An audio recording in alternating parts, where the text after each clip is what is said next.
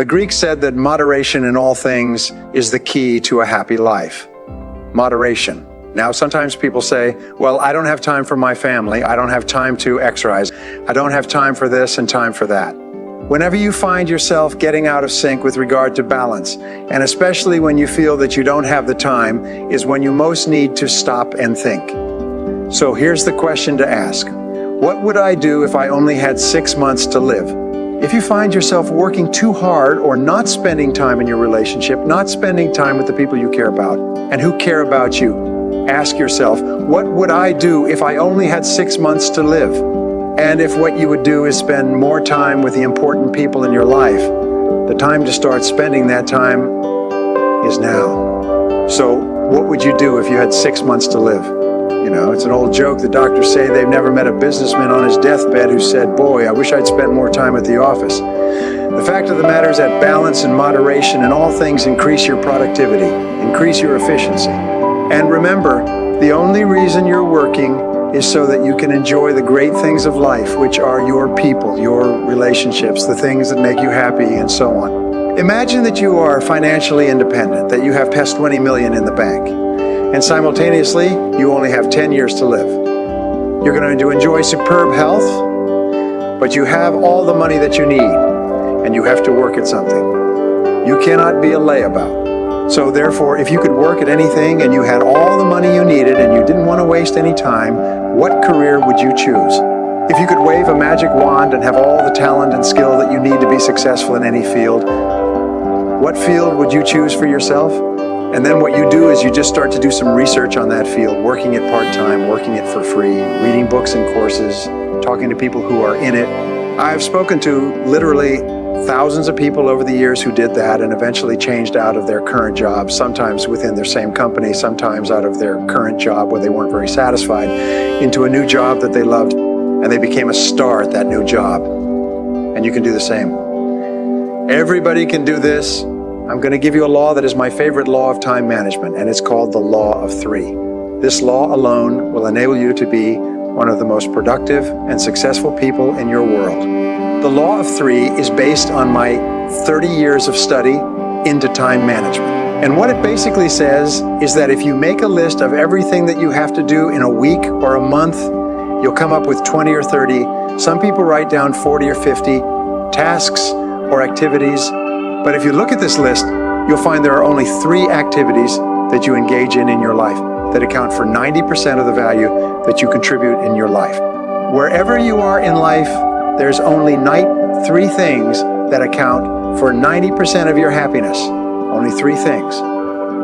This law of 3 works everywhere, and it works for everyone. It works if you're a doctor, an investment banker, a salesperson, a business owner, or a student. Whatever there is, always 3. So what you do is you make a list of everything you do, and then you ask 3 questions. Question number 1 is, if I could only do one thing on this list all day long, which one activity would have the greatest positive impact on my life? Or you could say, I could only do one activity all day long, which one activity would help me to double my income faster than anything else? And that answer is usually pretty obvious. So you put a circle around there.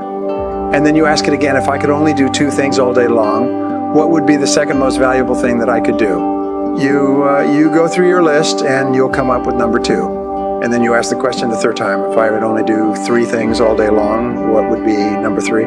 And you circle it. Now I put every one of my students through this exercise, and they're all astonished because in a few minutes they see clearly that these are the 3 most important things that they do in achieving their goals of health, wealth, and happiness. And so the rule is this: do fewer things in your daily life, but do more important things and do them more of the time, and then get better. Improve in each one of those areas. In your life, there's 3 things that you do that are more important than everything else, and these will change over time. But you must be clear about those 3 things. And if you start working on only those 3 things, you will double your productivity, performance, and output very quickly. If you can concentrate on the 3 most important things you do well, there's 4 requirements for you to make these techniques work for you. We call these the 4 Ds. The first D is desire. It's when you must have a burning desire to be effective at time management. The second D is decision. You must make a decision that you are going to become an expert in this subject. You are going to take this course. You're going to use these materials. You're going to practice them over and over again, because what we have found is, in the absence of a decision, nothing ever happens. You need a clear, unequivocal do or die, burn. The bridge's decision that this is a subject that you are going to master. The third D is discipline. You must discipline yourself to practice and repeat over and over again good time management techniques. In fact, we say that time management is self-discipline in action, and the ability to discipline yourself more than anything else is going to determine your success in life. And the fourth D to become excellent in time management is determination. You must have the ability to persist. You must have the determination to keep on keeping at it, on and at it, long enough until you become very, very good in this field. But I promise you this, the payoff is tremendous, because you see, time management is really life management. Everything that you do to improve the quality of your time management will improve and enhance every part of your life. You can even say it this way: the quality of your life is determined by the quality of your time management. The quality of your life will be determined by the way you use your time minute to minute, hour to hour, day to day, because your time is your life. In every single study of high-performing men and women, we find that intense result orientation goes hand in hand with big payoffs in life. You see, it's not how much time you put in, or the activities that you engage in, or how sincere or how intelligent or competent or capable or anything else. It's only what you produce, the results that you get from the time that you put in, that counts in determining your rewards. Not only your psychic rewards, how good you feel about yourself, but your financial rewards. You're always paid in direct proportion to the quality and the quantity of the results that you produce. We call this the law of sowing and reaping, the law of cause and effect. The cause of everything that happens to you is your ability to get results. And the easier rewards, if you want to increase the quality and quantity of your rewards, you have to think all the time about increasing the quality and quantity of your results. Now, the second point is this. Most people are very unproductive. Most people cannot do a full day's work if their life depended upon it. In fact, every study that I've ever seen suggests that the average person works at only 50% of capacity. In fact, in most work environments, about 30% of all the work time is spent in socializing, gossiping, wasting time talking, chit-chatting, hanging around the water fountain, reading the newspaper, drinking coffee, and so on. What does it mean to you? It means that the average person is working at 50% or less of capacity. There are tremendous opportunities for you if you'll do some of the things that we talk about to rapidly move ahead of other people. The starting point of getting things done is the quality of neatness. The quality of neatness means that you start with a clean desk and you end with a clean desk. You start with a clean briefcase and you end with a clean briefcase. You take the time to make sure that your entire working environment looks neat, professional, productive, and effective. Remember this. It's not just what you do, but it's the perception of other people of what you do that counts.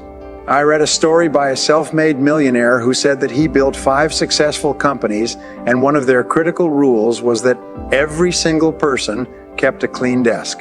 Now, the fourth key in getting things done is the importance of focus.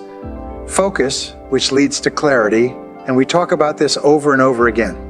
Focus means that you're absolutely clear about what you're trying to accomplish. Focus means that you're absolutely clear about your key result areas and why you're on the payroll. We say that fuzzy focus leads to fuzzy results. Clear focus leads to clear results. And this means that you take the time to think. You take the time to think through. Why am I on the payroll? What have I been hired to accomplish? What are my key result areas? What are my core functions? What are the 20% of the things that I do that account for 80% of my results? And so on. So the starting point in getting things done is focus and clarity. I call this it's like adjusting the camera all the time. So you keep your focus very, very clear. Well, the next key principle is concentration. Concentration is what you do is once you've decided on the most important idea to achieve your most important goal, then you have to concentrate single-mindedly on one thing until it's complete. If Bill Gates and Warren Buffett, the richest man in the world and the third richest man, were at a dinner party at Bill Gates' home last year, and there were about 100 guests standing around at the reception, drinking wine, and so on. These three men, Bill Gates, Warren Buffett, and Bill Gates' father, are good friends, and they were standing and talking. One of the other guests came up and said, "Excuse me, gentlemen, you are three of the most important people in the world. What would you say is the most important key to success today?" And they stopped talking and they all turned and they said, "Focus. Focus is the most important quality for success today." We're so surrounded by so many distractions of so many kinds that the ability to focus is more important for success than any other quality. Now, I developed a philosophy when I was young and broke, and the philosophy was that if rich, successful people tell you to do something, you should do it. If they tell you that this is a key to their success, then you should at least practice it for a while to see if it applies to you. What I have learned, and what I learned coaching my clients, my business owners, is I taught them how to focus. I taught them how to select specific goals and activities in each area of their life and how to focus like a laser beam on one goal at a time. If you can do that, you can conquer the world. Now, concentration is, in reality, where all the work in time management leads us to. It is the ability to concentrate 100% on one thing, setting priorities, the most important thing, and to stay with that single task until it's finished. Concentration means moving forward in a straight line toward the goals and objectives that you've clearly identified. It means concentrating without diversion or distraction. Focus and concentration, I believe, in 25 years of research, are the reasons for success and happiness in life. The reasons for a lack of success and unhappiness are a lack of focus, a lack of concentration. I have found the most important time management or personal productivity principle of all, and it is this. Make a list of everything you do in the morning before you start work, and then select the one item on that list that's more important than any others in terms of potential consequences, and then start on that one task and work on it 100% of the time until it's complete. Now, if you can do that, you can double and triple your productivity, become one of the highest paid and most respected people in your world. Select your most important task. Start on it immediately. Work on it 100% of the time until it's complete, because here's what I discovered in 30 years of studying and writing books on time management. Task completion is the key to success. It is not tasks that you work on, but it's only the tasks that you complete. If you're a student, it's completing your assignments and your reports. If you're a salesperson, it's completing the sales. If you're a business person, it's completing different transactions. Everything in life is completing tasks. Now, here's a wonderful payoff. When you complete an important task, it gives you an increased sense of self-esteem and personal power. Your self-confidence goes up. You get more energy and more ideas. You feel happy about yourself. Whenever you complete a task, your brain gives you a rush of endorphins, and endorphins make you happy, more alert, and more creative. They strengthen your immune system so that you're never sick. So you'll find that what successful people do is they're always starting and completing tasks, and especially they start and complete them on time. Now, what does this require? It requires our old friend and enemy, self-discipline. Now, what we know about task completion is that not only is it the key to the future, not only is it the key to getting more and greater and better opportunities, but important task completion, doing something that's important to you and carrying it through and finishing it 100% at the end is a source of energy, enthusiasm, and high self-esteem. Men and women who are working consistently on getting important things done and staying with it to the complete are more positive. They're more optimistic. They're more self-confident. They're full of confidence. They have more belief in self-assurance in themselves, and they get more opportunities to complete more tasks. And here's the flip side. Completing low-priority tasks leads to stress.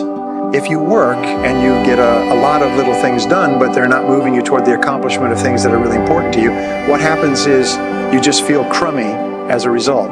We find that the average Brit, average German, average French person works about 1,600 hours a year. An average executive or business owner works about 2,000 hours a year. So what you do is you take your annual income and you divide it by 2,000.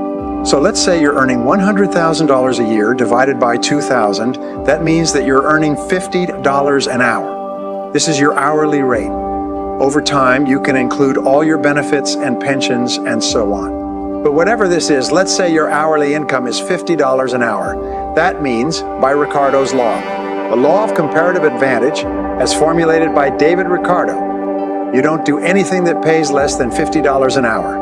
You only do things that pay you $50 an hour or more, or that people would pay you 50 quid an hour or more to do, and everything else you delegate.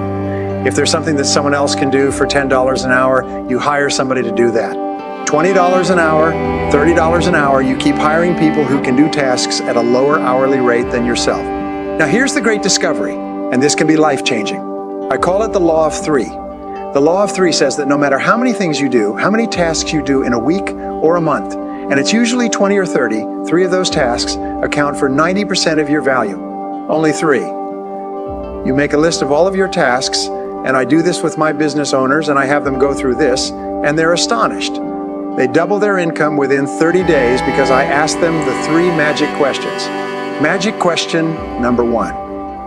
If you could only do one thing on this list, one task on this list all day long, which one task would have the greatest positive impact on your career? Which one task? Well, it'll usually pop. It'll jump out at you. So you put a circle around it. Then you say, if you could only do two things all day long, which would be number two? And you put a circle around that. If you could only do three things all day long, which would be number three, put a circle around that. And suddenly, it's almost like all these other tasks fade. Again, like in a camera shot in a movie, a fade, and those three tasks are sitting there like those three magic tabs. And you realize, oh my God, those are the big three. Everything else is secondary. Everything else can be done by someone else or done later, or not done at all. And then you focus on the three. So here's the rule for doubling your income, and doubling it again, and I'll repeat it again. Do fewer things, but do more important things, and do them more often, and get better at them. Repeat. Do fewer things, the big three. Do more important things, do more of them, spend more of your day working on those three tasks, and then get better at those tasks so you can get more done faster at a higher level of quality. If you will practice the law of three, you'll transform your life. If you combine that with the eat the frog and work on your most important task, the one that can contribute the most value, and you can do that until it becomes a habit, just automatic. You get up in the morning and you just start working on your most important task, and you say, no, I don't do that. I don't do little tasks. Those are not my job. People say, what about this? What about that? I said, excuse me, I'm management, my labor. I do management tasks. I do my big three labor. Does all this other thing? So you, person who's watching this right now, is your management on labor. Think of yourself as management and do your three tasks. If you can do that until it becomes a habit, you're going to conquer the world. All of us over the course of our lives want to develop character, and character has been defined several ways. One definition I like is that character is the ability to follow through on a resolution after the enthusiasm with which the resolution was made has passed. So taking this course, by the way, you'll make a lot of decisions and commitments and resolutions. The true measure of character is whether or not you have the capacity to follow through. Character, in effect, is self-discipline in action. Character is self-discipline in action. You can tell how much character you have by how willing you are to discipline yourself to make the sacrifices that are necessary in the short term to have a great life in the long term.